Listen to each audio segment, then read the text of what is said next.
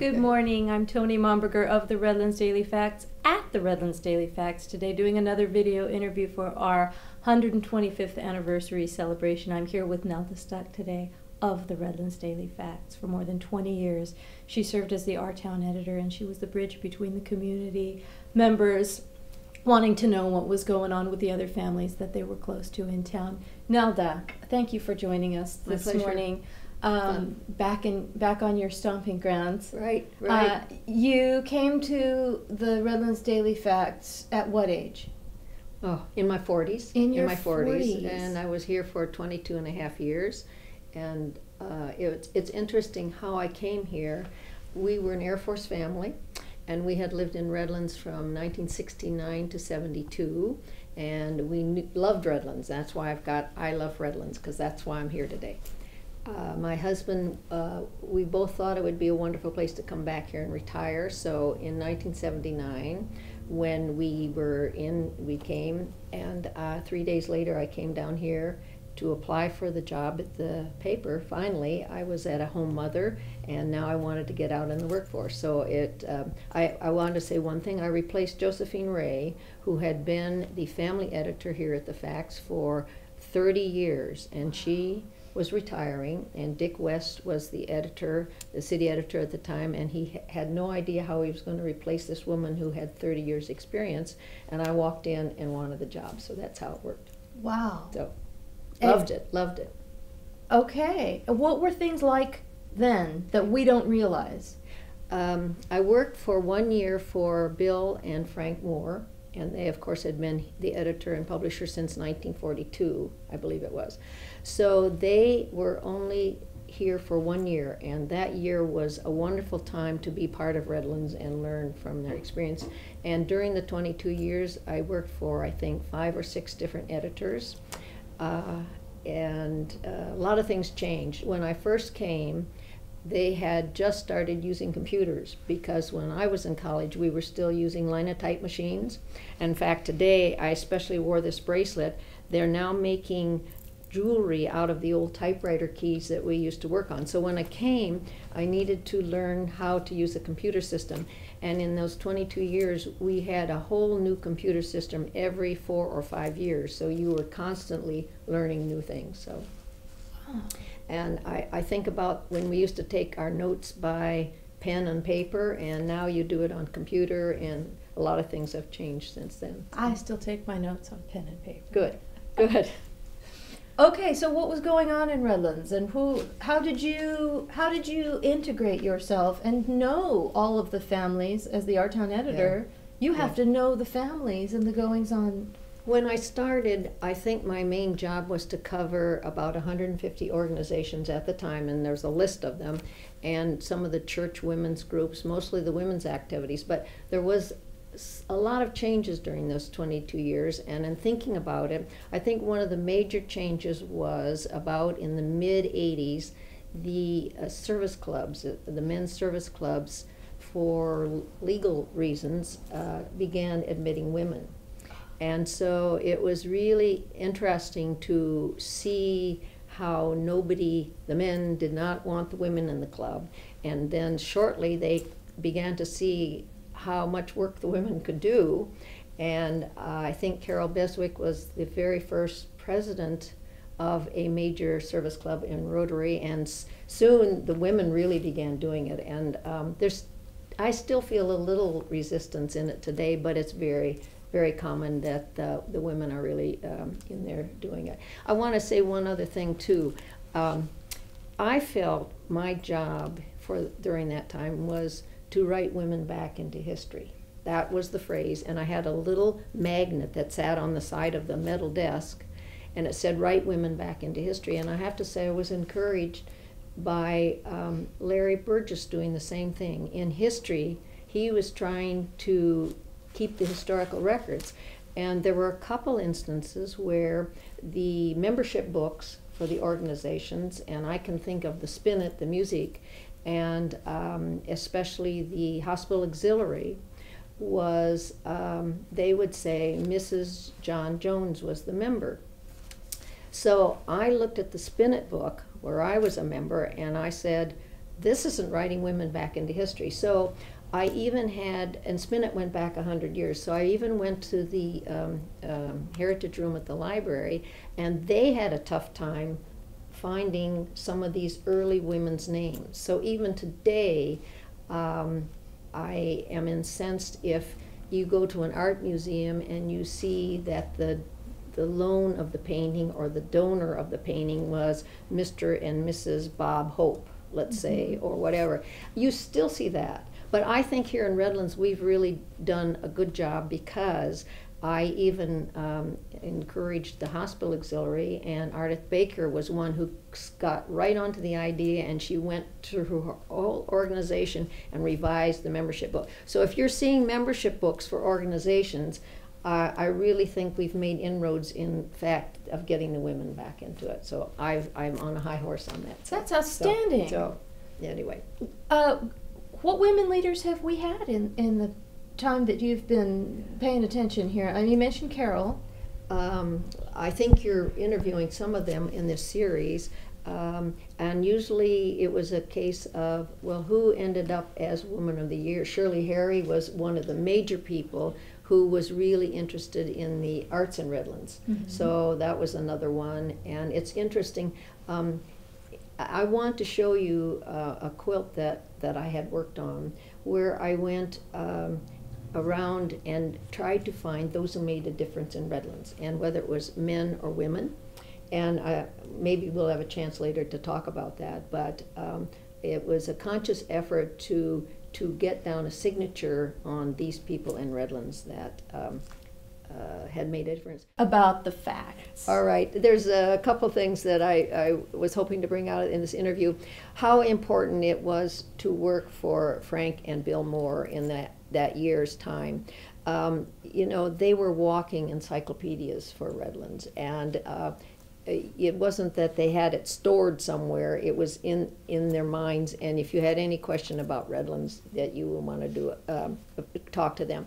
I was thinking of 3 or 4 times when I was a brand new person coming out of being a home person back into my field of journalism, and there were, Frank during that time said, well, we've had a prominent couple here in Redlands who were in a bus accident in Alaska, and I want you to get on the phone as the reporter and call up to Alaska and find out how they're doing in the hospital up there, because everybody knew this couple. So it just is kind of interesting, because in those days to get a phone call to somewhere in Alaska, you know, a long distance dialing, that was really something. Now you'd pick up your cell phone and just get them right away. So that would be one change.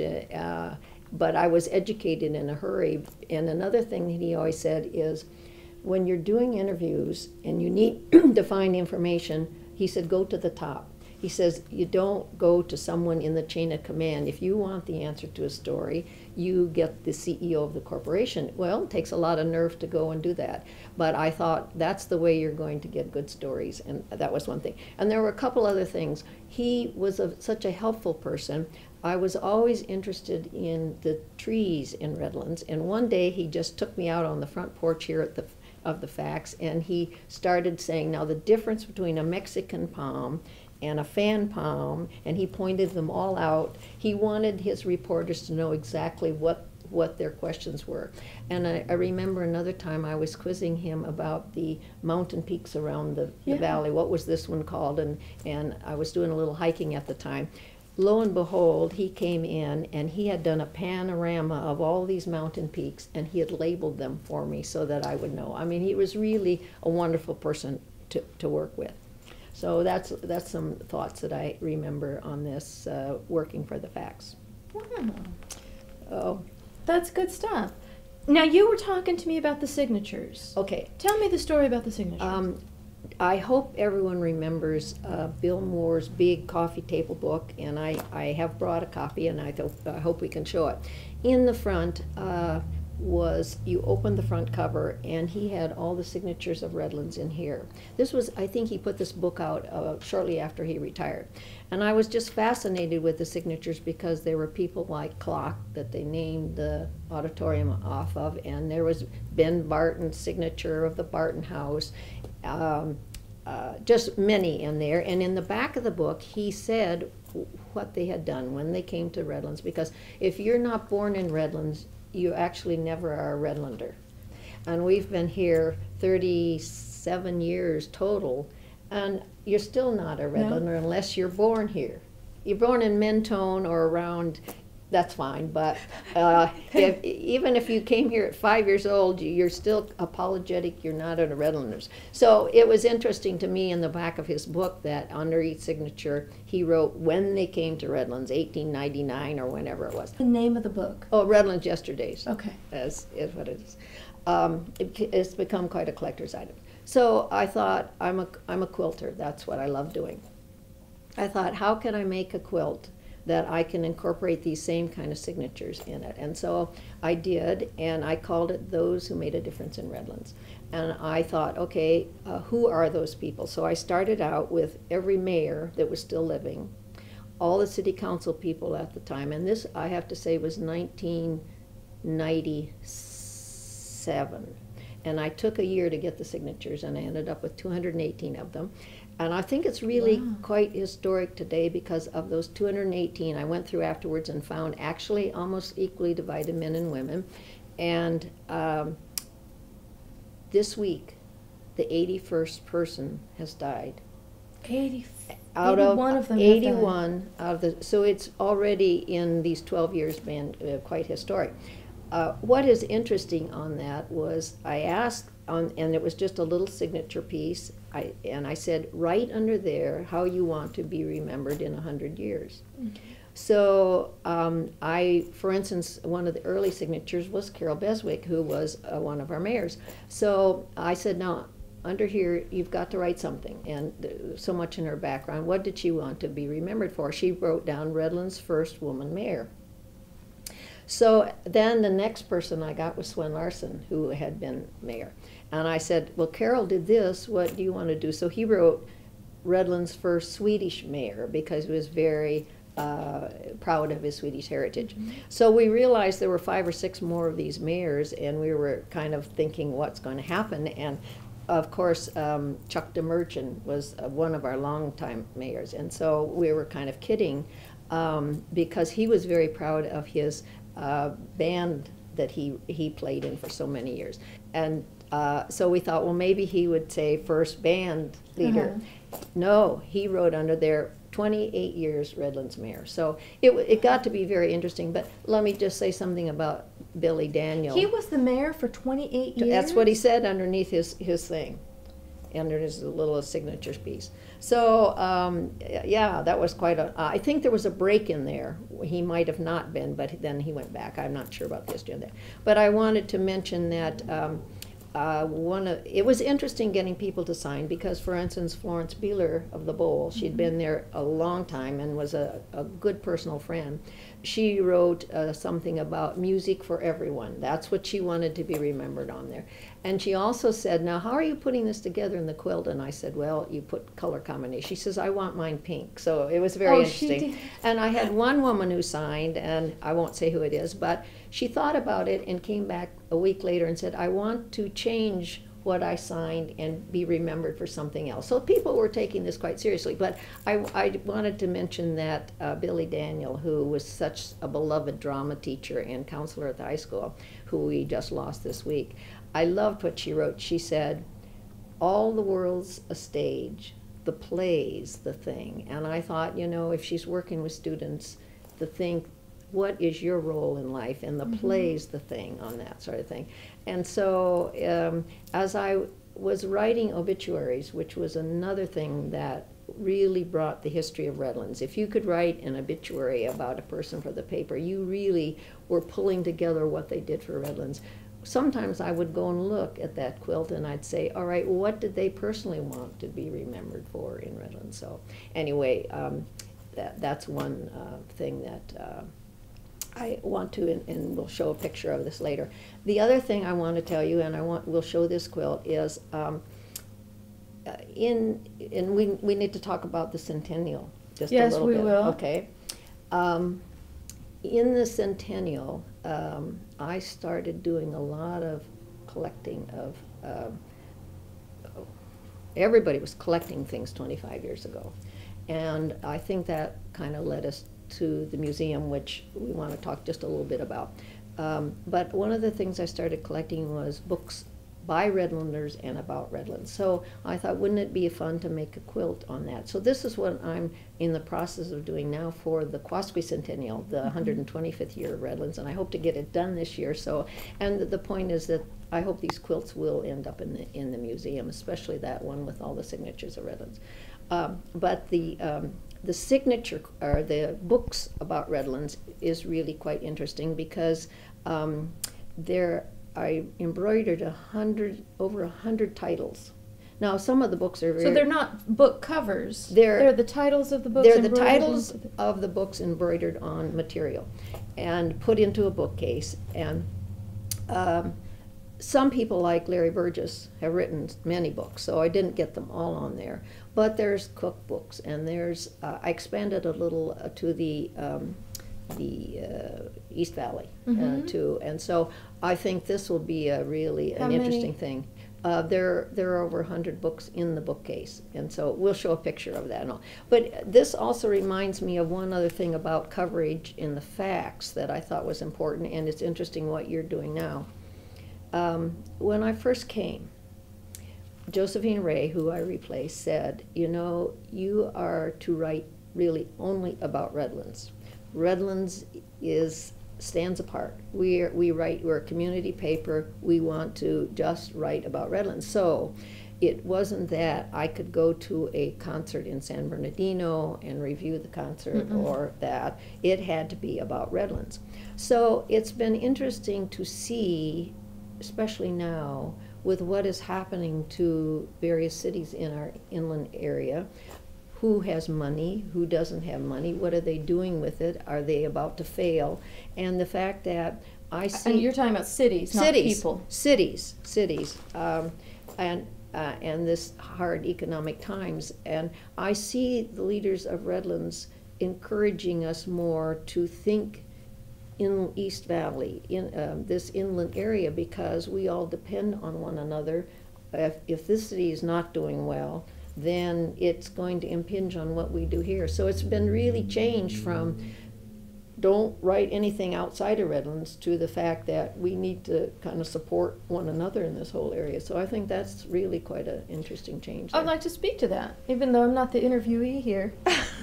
Speaking about the facts to some degree, as the new editor, and I have to make the decisions of how the Facts is going to serve the community and what the role of the paper will be in the community. And believe me, your readers observe that and see what you're doing. I take it very seriously, and I have studied what the founder of the Facts, Edgar Howe, meant for it to be, which was a documentation from the inception of the history of this community. And I try to stay true to that. And the Moores said, above all, remember, Redlands is the center of the universe. Is that right? And I take that to heart because communities look to their newspaper for news, so they know what's going on in the nation and the state and the county and their community, and they know it and they throw it away. And in my opinion, Redlands, having the Redlands Daily Facts, has the luxury of having something that is only about them. And if I'm going to write about what's going on in the neighboring communities, with San Bernardino having just gone bankrupt, for instance, I'm writing about Redlands and putting it in the perspective of what's going on. I have to be able to say, here's why it matters to you in Redlands, and here's how it's about you, and to feed that luxury that Redlanders have in this newspaper. And I cannot imagine this community without the sharing of information that the Facts can give.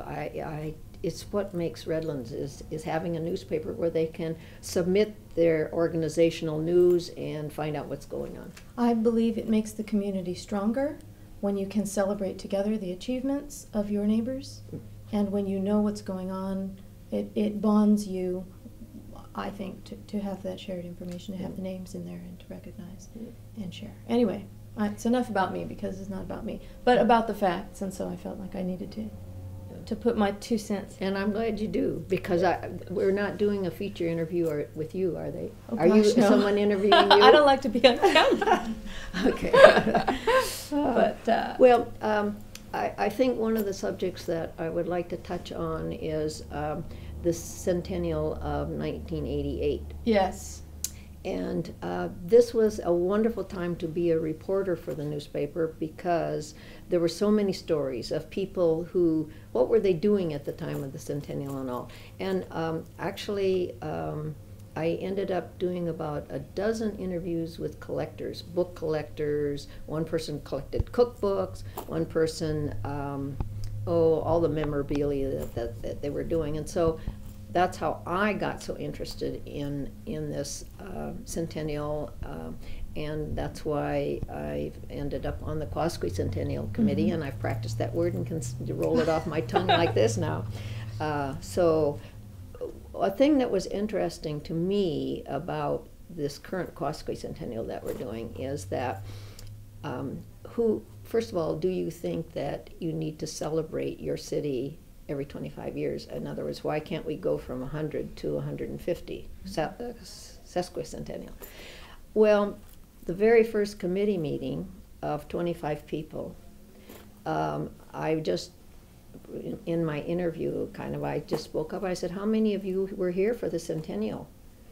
Well, only 4 were even here in Redlands at that time and were knowledgeable about how we celebrated that centennial. The one thing people remember is the Thanksgiving dinner in the street, 2,500 people, and they're trying to do that now. So it really made me think, if you don't celebrate every 25 years, you lose your memory of your city and all. And one of the projects that they're working on now is 25 years ago they did the book on Redlands churches. Mm-hmm. So it was a black and white, and it was based on the columns that Leora Mudge did for the paper. And so the thought was, it's time to revise this. And so my husband Monty has been doing some photography, and hope it'll be done in color now, because everything is done in color. And Tony, I should say to you, back to the facts, that this is a major change for newspapers. We used to have to take the pictures, print them in black and white, and it was about the time that I retired that they finally got the digital cameras in, and what a difference that color has made. It's really been wonderful. But anyway, back to the churches. In this 25 years, you have a list of the ones you're going to go back and rephotograph, and they can update their histories. It's amazing how the churches have changed in this town. And one that was meeting in another church now is the Trinity Evangelical, which is a mammoth complex now. That's just one example. And of course, the Mormon Temple and the Mormon expansion here, it's been an interesting project. I think that'll be a wonderful book. So I'm enthusiastic about the 125th. Okay, tell me about the spoon. Oh, all right. In the centennial, Lois Lauer and Clara May Clem and I decided that we needed to have a silver spoon to celebrate the centennial. And so the one that we produced at that time was this one, and it had the bowl on it. And Kevin Correa from the Jewelries took every spoon and engraved on there Redlands Centennial and the year that's on there. So I thought, what better thing to do for the Quasquicentennial is to design another spoon with the museum and help promote the museum. So the design, and it's in the process of being done, but I want to show you that Now, you don't mean that the image is the museum. You're saying the museum helped organize the creation of the spoon. Yes, we felt that our part of the Quasquicentennial would be to do another souvenir spoon. Now, this is not it, but it shows the shape of it. So it has a pewter inset on here, and I wanted to show you what the design is going to be in there. The thing is, if you had used the bowl before, you wanted something different. Our options were to use the Santa Fe station or to use the library. And since we fall under the library and the library board and all our storage and all our computer work is there, we thought we would do something with a picture of the library on it. So this is kind of what it is. A nice different picture of the library with Redlands Historical Museum here and then Smiley Library underneath. So that's what's going to be on the top of this spoon when we have them next year for sale. So that would be nice. Yes. Yes, I remember the Centennial. I was 18 at the time, and I still have the songbooks they passed out and the souvenirs from the Thanksgiving dinner, and I have Redlandsopoly that came out that year. I have Good. in my game closet. Donate those to the museum, which is another topic. Let's talk about the museum. Okay. How did this get started, and what is your involvement in it? I think it actually got started because of my enjoying quilting. And I thought, I cannot let these quilts rot in the basement storage of somewhere. Somebody's got to get going on a museum. And in fact, in the columns that I wrote for the facts, and we were required to write one every 6 weeks. So you had, I don't know how often you do your columns now. When I feel like it. When you feel like it. I have something to say. I think at that time we had 6 reporters, and they knew when their time was rolling around, and you had to do something. So I actually looked back, and I actually did 2 columns on the need for a museum. So Liz Begelin and I approached the library staff, Larry, and the library board to see if we could work with them to develop it. What had happened was husband Monty and I went around for 2 years and photographed other museums in other cities near here and said, this town has a museum. And we did at that time a slideshow and took it to 15 organizations in Redlands, the Rotary, Kiwanis, all of that, for a year or so, showing them, saying, how come Redlands doesn't have a museum? And then Liz and I worked with Larry and Bill Hardy from the library board, and we finally went before the city council, and lo and behold, they said, you can have Old City Hall when the police vacate it. So this was in the year 2000. Let me stop. When you say the old City Hall, you're talking about the old building on Cajon. Right. That says City Hall above the steps between, is that Ivy and Citrus? Right. Okay. Right. Vine. Is it Vine? Vine. Vine. Vine. I had to stop and think on that.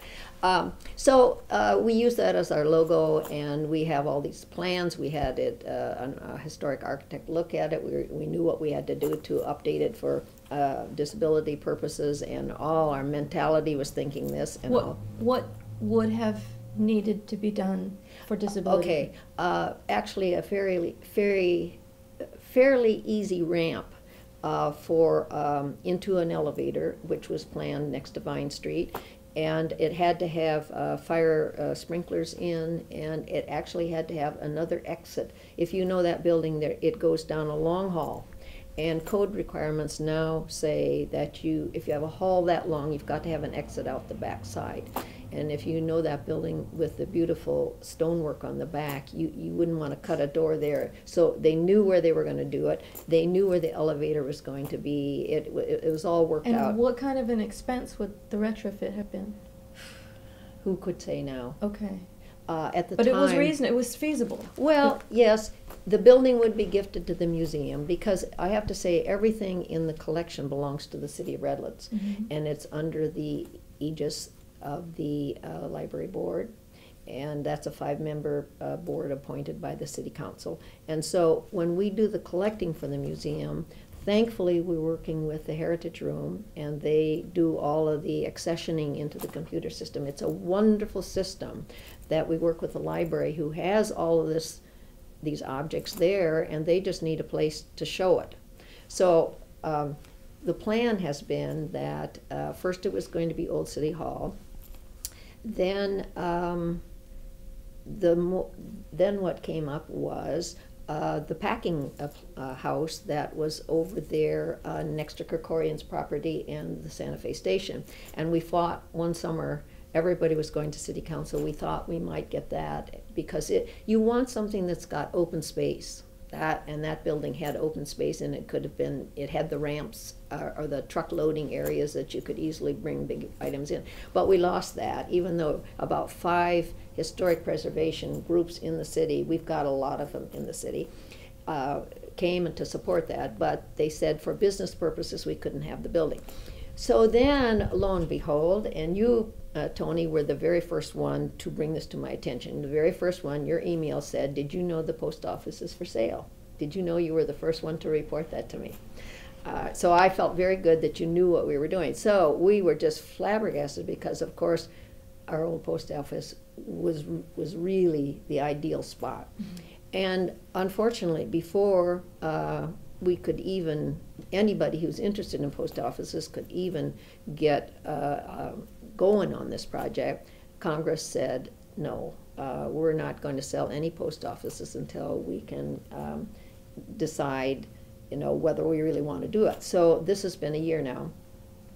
We went out and got 2,000 signatures. People, the city said, if you say that you want this post office, get people to sign. So everybody was helping get 6 signatures. And now, of course, we're waiting till the new Congress comes in, and I think the post office is losing, is it $15 billion a year? It's an amazing amount. Some amazing amount. So what are they going to do? So anyway, another building that has been suggested to us is the old Safety Hall, which is the former city council building across the street on Brookside at Eureka. And the problem with this building, and we've really looked at it, is that it's I call it a warren of rooms, because it was built for the police and fire.